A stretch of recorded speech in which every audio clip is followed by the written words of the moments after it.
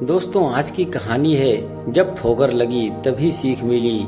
तो चलिए कहानी को शुरू करते हैं। यहाँ मत जाओ, वहाँ मत जाओ, इतनी देर क्यों कर दी?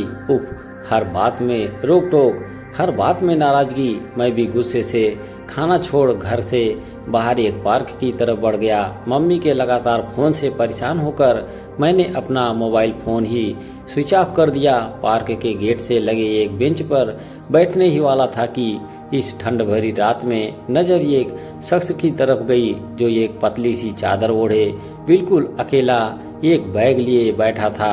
कुछ किताबें खोल उस बेंच से लगे लाइट के नीचे वो किताबों में नजरें गड़ाए हुए था। ये भी शायद मेरी ही तरह गुस्से से घर से आया हो। मैंने अपनी जैकेट की चेन बंद कर पॉकेट में हाथ डाला और वहीं पास में ही बैठ गया। रात के तकरीबन 10 बजे होंगे। हम दोनों के सिवा यहाँ कोई तीसरा नजर नहीं आ रहा था, इसीलिए मेरी नजर बार बार उसी पर जा रही थी, मगर उसने मुझे एक बार भी नहीं देखा। उसे देखिए महसूस हो रहा था कि उसे ठंड लग रही है। उत्सुकतावश मैंने ही पूछ लिया, तुम भी घर वालों से नाराज हो क्या? उसने मेरी तरफ देखा, कुछ सोचने लग गया। मैं आपसे ही पूछ रहा हूँ, मैंने फिर से उससे पूछा। उसने पहली बार किताबों को छोड़ मेरी तरफ देखकर कहा, नहीं भाई, मैं उनसे क्यों नाराज होऊंगा? वो तो मुझसे मीलों दूर हैं, तो इतनी रात को क्यों यहाँ? उसने बड़ी उदास होकर कहा, यहाँ जिस कमरे में रहता था उन्होंने अचानक को खाली करा दिया। उनकी कोई दूर की रिश्तेदार आई हैं, अब वहीं रहेंगी। एक कमरे की बात हुई है, पर वो परसों से मिलेगा, कोई होटल ले नहीं सकता, अभी उतने पैसे। उसकी बातें खत्म भी नहीं हुई कि उसके मोबाइल पर किसी का कॉल आ गया। हेलो माँ। हाँ माँ, खाना खा लिया? अभी अभी खाया माँ। हाँ माँ, ठीक से हूँ।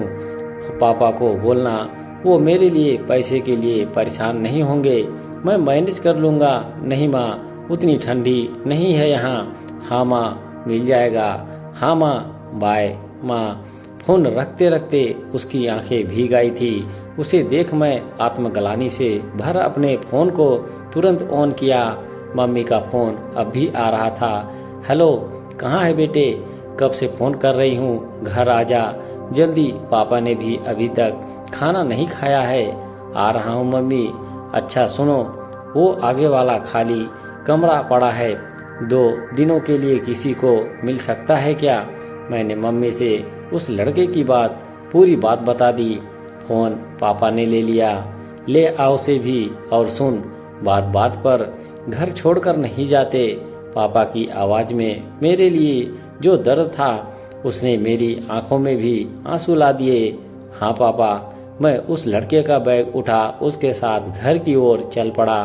घर क्या होता है आज इस बेघर ने मुझे समझा दिया। दोस्तों, कहानी आपको कैसी लगी कमेंट बॉक्स में अपनी राय जरूर दें और चैनल को सब्सक्राइब करना ना भूलें। धन्यवाद।